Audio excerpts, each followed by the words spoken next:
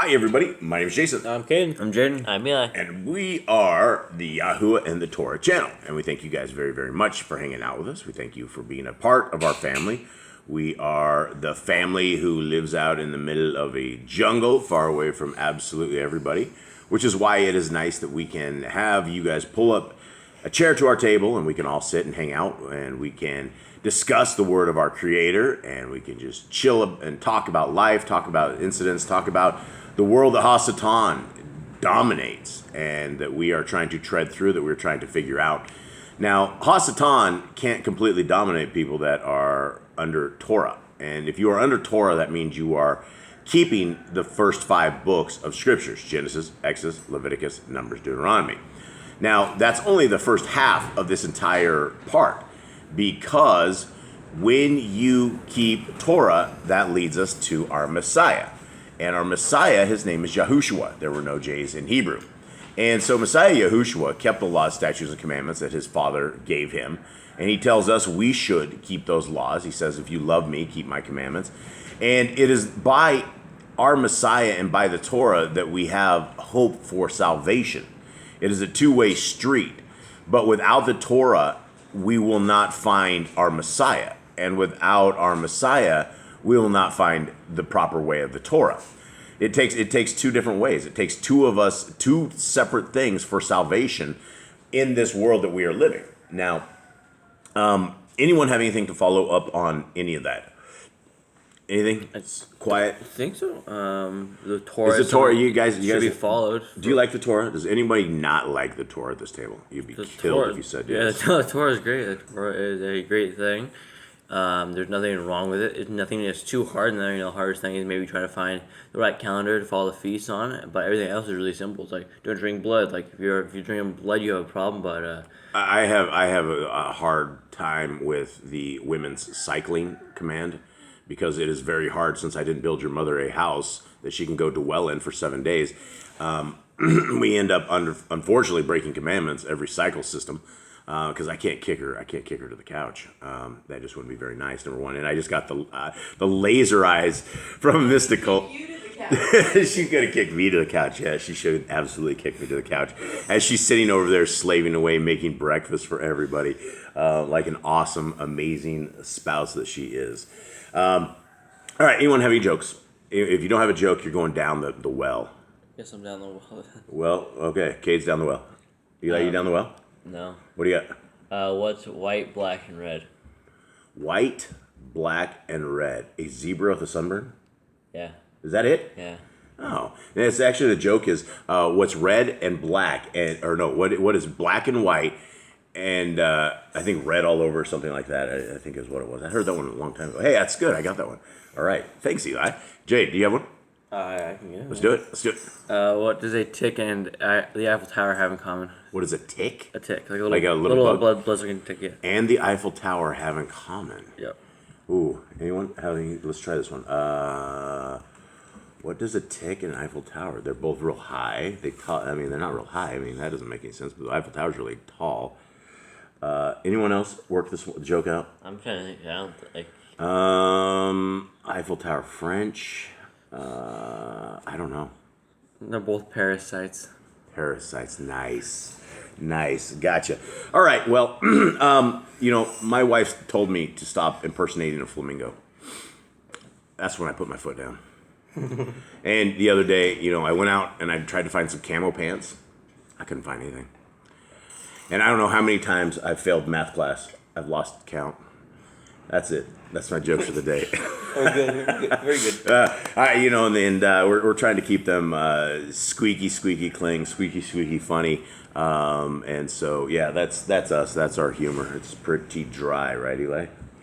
Yep. All right, so here we are, guys. We are in the very last chapter of Joshua. Before we get into this, guys, I will shout this little scriptures out right here, guys. $64. You will never, ever find a scriptures as cheap and as much quality as you will find right here. It just does not exist. The Hallelujah Scriptures version of this, which is lesser, is over $400. Sephir's way in the hundreds. The RST&E grifter guy, he's in the hundreds of dollars. This is large print. We are hoping to have this at the end of February, early March. And this is what we are looking at right here. It's 103 books, and it has everything restored names. So the name of our creator, back to Paleo-Hebrew. The name of the son, Paleo-Hebrew. And we have all of the forefathers that we have all been wrapped up super, super, super nice. If you cannot afford that, if you do not want to afford that, which is absolutely understandable, these are the free downloads. You get every version of this in the free download. The very first one, I guess we need to clarify this. Yah Scripture single column. It's a PDF. So this is the very first download right here is a PDF, absolutely free of charge. The Apocrypha right there is completely free of charge. We have eSword versions available for Mac and for all of the mobile phones, completely available, and we are continuing on with this all the way. Now, someone give me where are we at to make it to chapter 24 of this? Oh, and before that, let me show you guys this really spicy looking PDF right here. Mr. Cole finished this yesterday. Man, this thing is hot. This thing is hotter than a $2 pistol. It is beautiful. If you guys take a look, you notice where Joshua is right here, right at the top, right there, right in line. And it's as well as the top, YAHOSHUA. And so we have the Hebrew name, and we also have the English name. And we have it absolutely perfectly lined up on the left, the right, and the very bottom. Everything ends up perfectly, and it's reduced the lines. So yesterday when I was trying to read, the last 2 days I was trying to read, I wasn't doing too good on the reading. I couldn't see it. But I can absolutely see this, and so this is a revision 5. It is completely available right now. Guys, download that, update it. Any other PDFs that you've ever gotten from us, stick them in the trash. Grab this latest version because it has, it's the same version that is going to print. And so when we get the Bible printed version, it is identical to this. And so, close. What's Dual column. Dual column. Well, mine is the dual column. That's what I'm talking about. Is there something else? Numbers are at the top versus the bottom. The what? Page numbers. Page numbers or what? At the top instead of the bottom. Okay, so Mr. Cole says the only things that are different is the page numbers are at the top, then at the bottom. I don't really see that as a issue at all, but this is a very, very good copy here. And so here we are. Okay, where are we at, gentlemen? Well, it starts with Joshua taking over command from Moses. It starts with him going over the promised land. They go over there and they start conquering the lands. YAHOSHUA meets a messenger of Yahuwah. He tells him that he is leader. He's going before them to help them clear out the land, clear out Jericho, clear out all these kings. They get through 31 or so kings. They keep moving on. They destroy more lands. They destroy more giants. They get to a point where some of the lands they don't conquer, some of the lands they let the people live, and they ended up intermingling with them. And they get their inheritance. They'll divide it up. They gave cities to Levi and all the Levites. They gave cities inside every place. So they all had basically a little place to stay. They didn't get a piece of land because Yahuwah is their inheritance. And then after they all divided, everyone thought that the half tribe of Manasseh, Reuben, and Gad, they all had sinned by making an altar, and they said it was a memorial, so no one forgot Yahuwah, and everyone was okay with it. And basically the land has been divided and conquered. Divided and conquered. And so here we are. And so this is the last chapter of Joshua. This is the last reading that you guys will have a boss clan in the book of Joshua. And where we go from here, I guess you'll have to check in tomorrow morning and see where we're at. Okay, 24. And YAHOSHUA gathered all the tribes of Yisrael to Shechem and called for the elders of Yisrael, and for their heads, and for their judges, and for their officers, and they presented themselves before Elohim. Now, who are these people? Who did he just call? Because this is like the elders. This is the people who are in charge of the tribe, basically leaders of the house. Leaders. The leaders of each of the tribes. This is the leadership. So Joshua called all the leadership together. And YAHOSHUA said to all the people, "Thus said Yahuwah, Elohim of Yisrael, long ago your fathers dwelt beyond the river, Turok, the father of Abraham, and the father of Nachor, and they served other mighty ones. So I took your father Abram from beyond the river, and caused him to go through all the land of Canaan, and multiplied his offspring, and gave him Yitzchak. And Yitzchak I gave Yaakov and Esau. And to Esau I gave the mountains of Seir to possess. But Jacob and his children went down to Mitzrayim. Then I sent Moshe and Aaron, and plagued Mitzrayim, as I did in their midst. And afterward I brought you out. And I brought your fathers out of Mitzrayim, and you came to the sea. And the Mitzrayites pursued your fathers in chariots and horsemen to the sea of reeds." Now, it started off saying that Joshua was saying this, but this sounds like it's a message from Yah, because he's talking about, is this Yah's like thing, or is this Joshua talking about this? Because I think this is Yahuwah told Joshua what to say. I mean, it's talking about Abraham, and it's saying, I gave this to Esau and to Yaakov. Well, we know and Joshua didn't do that, so. yeah, so it's interesting that it's just I guess a conversation from Yah out of the mouth of Joshua to all the people. Okay, 7. And they cried out to Yahuwah, and he put thick darkness between you and the Mitzrites, and brought the sea upon them and covered them. And your eyes saw what I did in Mitzrayim, and you dwelt in the wilderness a long time.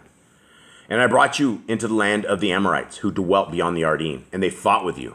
But I gave them into your hand, and you possessed their land, and I destroyed them from before you. And Balak, son of Zippor, sovereign of Moab, rose up and fought against Yisrael, and sent and called for Bilam, son of Beor, to curse you. But I refused to listen to Bilam, so he continued to barak you, and I delivered you out of his hand. And you passed over the Ardean and came to Jericho, and the masters of Jericho, the Amorite, and the Perizzite, and the Canaanite, and the Kittite, and the Girgasite, and the Kiwite, and the Jebusite fought against you, but I gave them into your hand.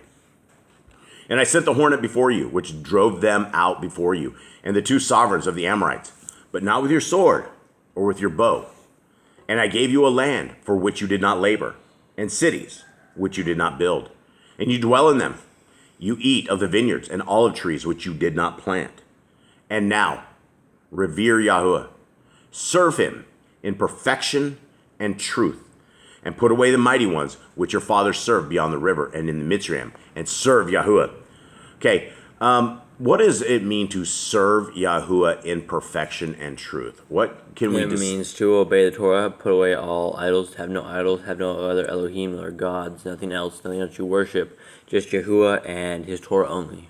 Yeah, and so when it talks about serving Him in truth, what does that mean? What do you guys think that means? Serve Him in honesty, be truthful how you serve Him, be honest to Him, and do everything truthfully. Be truthful with His people, because being truthful and honest to the people of Yah is being truthful and honest to Yahuwah as well.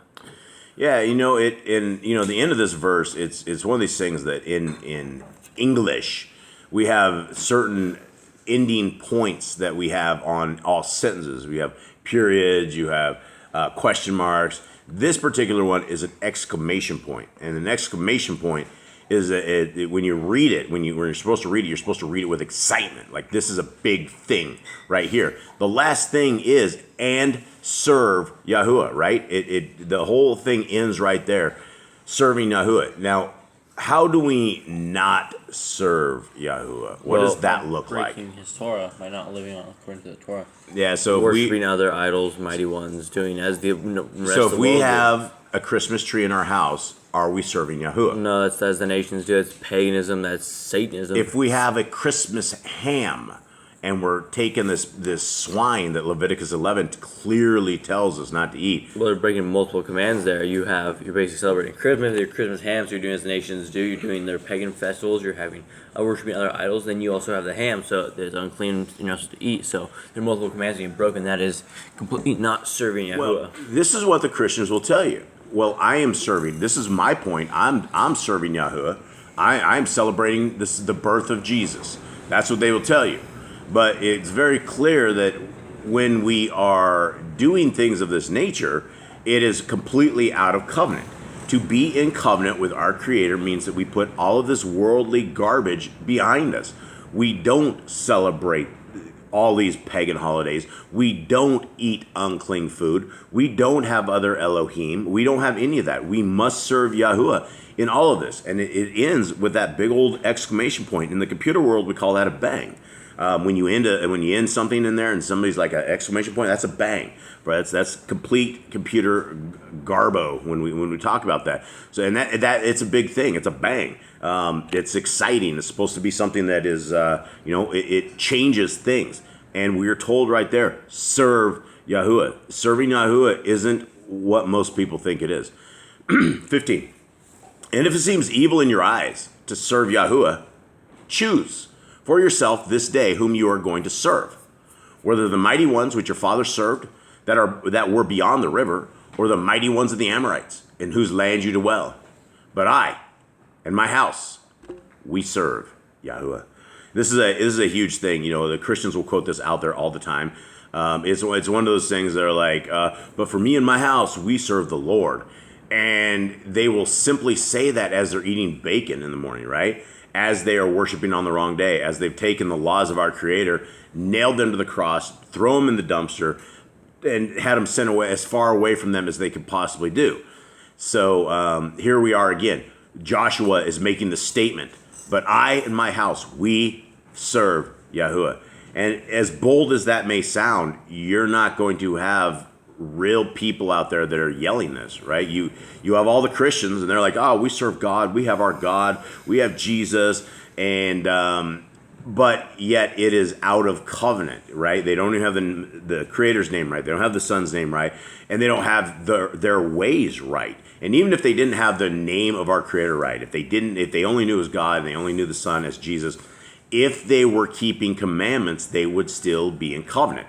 We don't have I don't know. Anyone else have anything on this particular part? All right. Well, yeah, I mean, they another thing they say they serve Yahuwah. Is there any reason not to serve Yahuwah? I mean, is there? Only if you don't want to make it to the kingdom. If you want to live in eternal fire, that's up to you. You're a server of Satan. Yeah, I mean, if you didn't really believe in our Creator, and you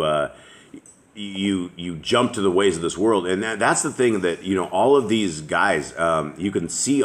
We used to be very involved in music and movies and all this other stuff, and we got rid of it. We got rid of everything, and as we were starting to wake up, all of these artists, all of these so-called music artists, most of them have all come out on record and said things. Bob Dylan, for example, he says he serves the commander, the commander of darkness, and that was his deal. He said he got a deal from Satan that he would have earthly riches, earthly money. He would be at the top of his game, and you say the name Bob Dylan, everybody knows that, right? Why? Because Satan held his end of the deal. And that's what Bob Dylan says. He says at some point it's over, but he's got what he wanted. The same for Eminem, the little satanic rapper, the little midget rapper guy that's out there that destroyed the world with his nastiness.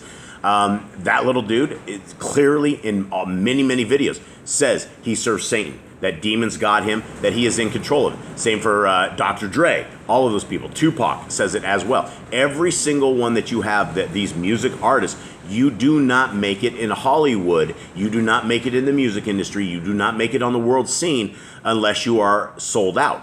You will not find people that are outside the Brotherhood of the Freemasons or some sort of Brotherhood of Satan that have a place in this world stage unless you're serving Satan. And so if people, the question is, why would you want to serve Satan? And the only thing that people, that I've seen that these guys have is that they make their best life now. They do not care about preserving their soul. They do not care about a greater, higher power and a righteousness. And that's the thing, is when you start serving Yah, you start learning about a path of righteousness, about Kodesha, holiness, things that we didn't know before, things that make us unique, separated, different from the world. And so you would, for anybody who would want to be in Yah's kingdom, a child of the Most High, we have a set of guidelines, a set of things that we have to do. But our Creator has given us an amazing thing called free will. And that free will is that we're not robots. We do not have to serve our Creator.